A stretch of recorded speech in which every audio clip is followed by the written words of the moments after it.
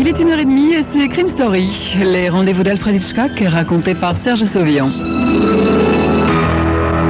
Aujourd'hui, sacrifice de Bill Poncini.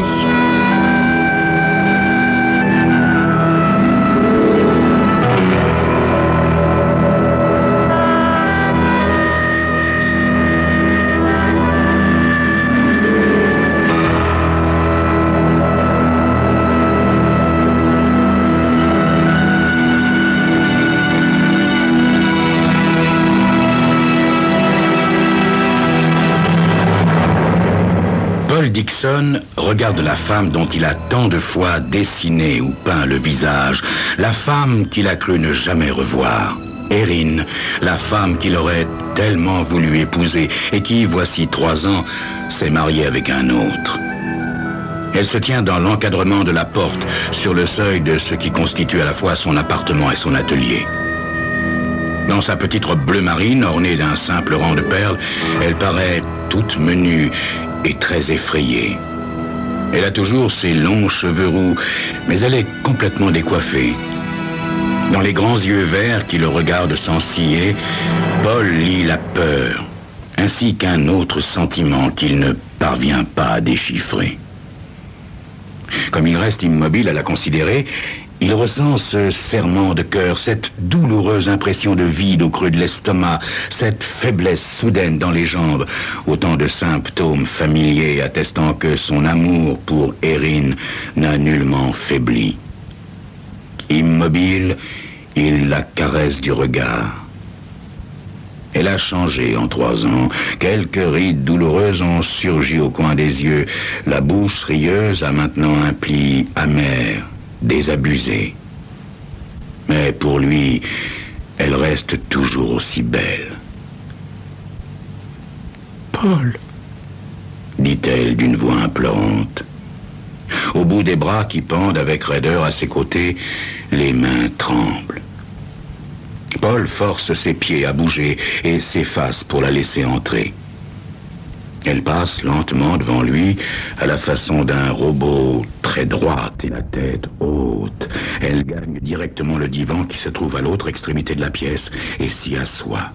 Les jambes rapprochées, les mains nouées sur les genoux, comme une petite fille bien élevée.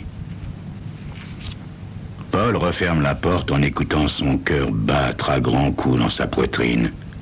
Puis, il traverse la pièce à son tour pour s'immobiliser près de sa visiteuse. Il essuie machinalement contre sa blouse ses mains tachées de peinture. Il a tant de choses à lui dire. Sa solitude, combien l'existence lui paraît vide depuis qu'elle a rompu leur fiançailles, depuis la dernière fois qu'il l'a vue. Il brûle de s'asseoir à côté d'elle, de la prendre dans ses bras, en lui murmurant de tendres paroles de réconfort. Mais il ouvre la bouche et peut seulement prononcer « Pourquoi es-tu venue, Erin? Pourquoi? Après si longtemps. » Paul, tu es mon seul refuge. Refuge? Tu parais bouleversé. Que se passe-t-il, Erin? C'est Larry. Larry, pense Dixon. Larry Garrett, le mari d'Erin, l'homme qui a détruit leur entente, l'homme qui, par sa faconde et ses cajoleries, a fini par détourner Erin de se marier avec lui. Paul Dixon, ce pauvre petit artiste sans avenir, sur rien du tout, comme il disait. Larry Garrett, lui, était un homme riche. Il avait une immense situation, occupait une position éminente. Larry Garrett, le beau promoteur immobilier, le politicien d'avenir, le suave, amoral et calculateur Larry Garrett, qui, d'une façon ou d'une autre, parvenait toujours à ses fins. Paul a la gorge sèche. Alors, qu'y a-t-il? Les lèvres d'Erin se mettent à trembler.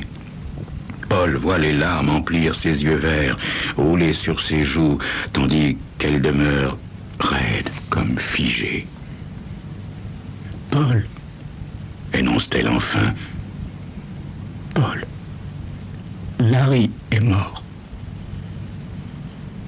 Le silence se referme sur la pièce. Même la pendule au-dessus de la cheminée paraît suspendre son tic-tac. Paul, toujours immobile, regarde fixement les larmes qui ruissellent sur le beau visage d'Erin. Comment? Que dis-tu? C'est la vérité, Paul. Larry est mort. Je l'ai tué. Tué? Erin, qu'est-ce que... Nous nous sommes disputés. C'était terrible, Paul. Nous en sommes venus aux mains. Je l'ai frappé. Je m'étais emparé du gros tisonnier de la cheminée dans la bibliothèque. Et je l'ai frappé. Je l'ai tué, Paul. Et pourquoi? Demande machinalement ce dernier. Pourquoi? Depuis mon mariage avec Larry, ma vie n'a été qu'un cauchemar, Paul. Quand je t'ai quitté, je croyais bien le connaître. Je croyais l'aimer. Mais j'étais incroyablement naïve, aveugle. Je me trompais du tout au tout. C'était un homme brutal et sans cœur. Il ne m'aimait pas. Il voulait seulement m'avoir à lui pour m'exhiber de manière à rehausser son prestige et faciliter ses ambitions. Et puis il y a eu d'autres femmes, une succession ininterrompue d'autres femmes. Il me parlait d'elles, me donnait des détails. Je ne pouvais plus l'endurer, Paul. Et pourquoi ne l'as-tu pas quitté? Mais j'ai voulu le faire, presque dès le début. Mais il refusait de consentir au divorce. Il me menaçait. Il disait qu'il me tuerait si jamais j'essayais de le quitter. Pourtant, tu m'avais averti, Paul. Tu l'avais immédiatement percé à jour et tu m'avais mis en garde. Je sais bien. Qu'est-ce que je dois faire, Paul? Je ne sais pas, Erin. J'ai peur d'appeler la police. Mais pourquoi? Tu peux expliquer qu'il s'agissait d'un cas de légitime défense, Erin. Mais non, Paul, pas vraiment. Et puis ils s'en rendront compte. Je ne sais pas bien mentir. Ils auront au fait de m'obliger à dire la vérité. Et alors ils me mettront en prison. Je ne pourrai pas le supporter. Tous ces barreaux, ces portes verrouillées, ce sera comme si je vivais toujours avec Larry. Oh, Paul, j'ai si peur, si peur. Erin semble sur le point de défaillir. Paul Dixon s'assoit à côté d'elle, la prend dans ses bras. Elle se laisse aller contre lui en sanglotant désespérément. Je souhaitais tant me libérer de lui. Maintenant, je ne serai plus jamais libre. Même mort, il... Elle s'interrompt et son expression change. Paul, aide-moi, je t'en supplie. Viens à mon secours. Mais que puis-je faire, Erin? Tu sais bien que je t'aime, que je t'ai toujours aimé, mais que puis-je faire? Je ne veux pas aller en prison, Paul. J'en mourrai. Si on me met en prison, je vais mourir. Sa peur, son désespoir s'exhale d'elle avec force. Et tandis qu'il la tient ainsi dans ses bras, Paul est lui-même en proie à un grand tourment intérieur. Cette peur qu'Erin a d'une prison encore plus terrible que celle où Larry Garrett l'a murée est comme un cancer qui la ronge. Paul se révolte à l'idée qu'elle doive endurer cela. Et pourtant, il n'y a rien qu'il puisse faire. À moins qu'il se trompe. Mais oui, bien sûr. Il y a une chose qu'il peut faire, c'est se sacrifier pour la sauver. Sans elle, il n'est rien. Les 3 années qui viennent de s'écouler lui ont paru complètement vides, comme mortes. Et l'avenir qui l'attend n'apportera guère de changement. Paul ne craint pas la prison et la peine de mort vient d'être abolie dans l'état où il réside. Il pourra plaider l'homicide involontaire et s'en tirera avec une peine légère.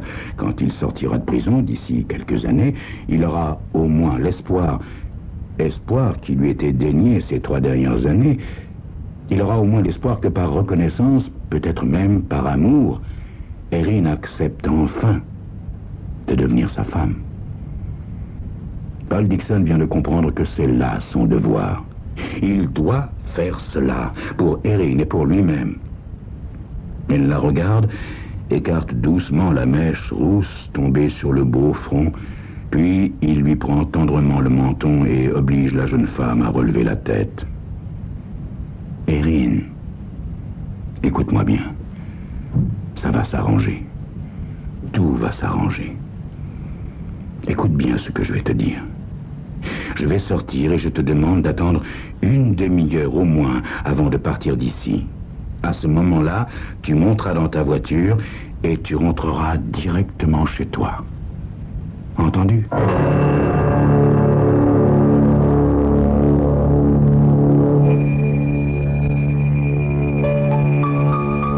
Quel est donc le plan de Paul?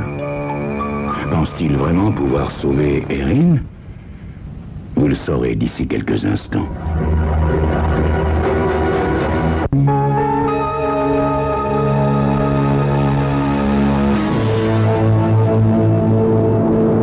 Erin lève sur son compagnon un regard effaré.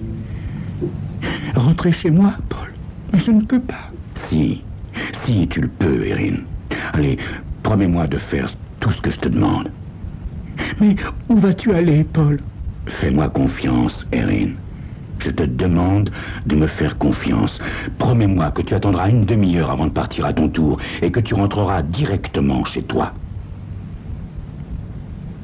Erin acquiesce en silence. Paul se lève alors et, avec un sourire rassurant, retire sa blouse, enfile une veste de sport et quitte l'appartement. Il sort sa voiture du garage, puis roule à travers la ville d'une façon presque machinale. Il pense à ce qu'il va dire à la police. Garrett et moi avons eu une altercation. Je savais qu'il maltraitait Erin et j'étais venu lui en parler. Je lui ai demandé de consentir au divorce. Le ton a monté très vite, nous avons eu des mots, au point que, saisissant le tisonnier qui était devant la cheminée, je l'en ai frappé. Et voilà, je l'ai tué. Il demeure possible qu'en dépit de la peur que lui inspire la prison, Erin veuille rétablir les faits en racontant la vérité, mais ce sera trop tard. La police sera déjà convaincue que Paul étant son amant, elle cherche à le protéger, et non le contraire. C'est lui qu'on croira. Ainsi, Erin sera libre, et lui, Paul, pourra de nouveau espérer. Paul Dixon arrive chez les Garrett une vingtaine de minutes plus tard. Ils habitent à Beechwood, un quartier résidentiel niché au pied des collines qui s'élèvent au nord de la ville. Dotée de 2 étages, la maison est luxueusement conçue et le jardin, œuvre d'un architecte paysagiste, tout simplement superbe. Dixon gare sa voiture sous le porche devant la porte principale. Après avoir mis pied à terre, il hésite. La bibliothèque, a dit Erin. Il ne lui faut que quelques minutes pour la trouver, car la porte-fenêtre est grande ouverte. Paul respire profondément et s'aventure à l'intérieur. C'est une vaste pièce. L'immense cheminée lui fait face, avec son âtre de pierre granitée, son manteau de bois sombre et luisant. Le mobilier est ancien. Tapissé de cuir, il devrait donner une impression de confort et de détente, mais l'ambiance est sombre, froide et hostile. Paul s'avance de quelques pas tout en regardant autour de lui. Un pli creuse son fond. Soudain, il entend du bruit. Il se retourne aussitôt. Seigneur, s'agit-il d'un fantôme ? Debout sur le seuil de la porte de gauche, un homme presse une serviette tachée de sang contre sa joue. Son visage crispé indique qu'il souffre. C'est Larry Garrett. Paul demeure comme pétrifié sur place. Sa première réaction est bien évidemment le soulagement. Garrett n'est pas mort, Erin ne l'a pas tué. Garrett relève la tête et découvre Paul Dixon. Ça, par exemple. Paul Dixon, qu'est-ce que vous foutez ici? Paul ne sait que répondre. En effet, que dire à un homme qu'on s'attendait à trouver mort? Il se contente de secouer vaguement la tête. Garrett se dirige vers un fauteuil voisin de la cheminée et s'y laisse tomber en grimaçant de douleur lorsque sa nuque touche le capitonnage. Cet homme de forte stature a été un athlète dans sa jeunesse. À présent, il a du ventre et il a le visage bouffi. Paul l'imagine un instant en compagnie d'Erin et chasse vite cette pensée avec dégoût. « Bon Dieu, mais comment êtes-vous entré ici ?» demande Garrett, qui l'observe à présent. Par la porte-fenêtre, je l'ai trouvée ouverte. Et qu'est-ce que vous me voulez? Paul reste muet. Un petit sourire cruel tord maintenant la bouche de Garrett. Ah oui, bien sûr. Erin a couru se réfugier auprès de vous après s'être enfui d'ici. Non, non, réplique vite Paul. Trop vite. Elle est chez vous? Non, naturellement, non. Allons donc. Voilà qui a dû vous faire un drôle de choc, hein, Dixon? La revoir après tant d'années. J'imagine le tableau. Elle croyait m'avoir tué, la garce, n'est-ce pas? Et vous êtes venu vous en assurer. Vous n'êtes pas déçu, j'espère. Si. Songe Paul. Oh, que si. Tout sentiment de soulagement a maintenant disparu. Il regrette à présent que Garrett ne soit pas mort. Il voudrait l'avoir trouvé étendu par terre, le crâne défoncé, sanglant. Naturellement, il n'en dit rien. Il s'en est fallu de peu qu'elle ait ma peau, la garce. Regardez mon cou. Je vais garder la cicatrice jusqu'à la fin de mes jours. Écartant la serviette maculée de sang, il révèle aux yeux de Paul une plaie qui lui ouvre le bas de la joue et le côté du cou. « Qu'est-ce que vous allez faire ?» demande Paul. « Ce que je vais faire? J'ai pas l'intention de faire quoi que ce soit. »« Vous n'allez pas appeler la police ?»« La police? Non, Dixon, non. Je vais pas appeler la police. Je me propose de régler ça tout seul, avec Erin, et à ma façon. » Paul sent la colère bouillonner en lui. Ses mains se crispent, deviennent des poings.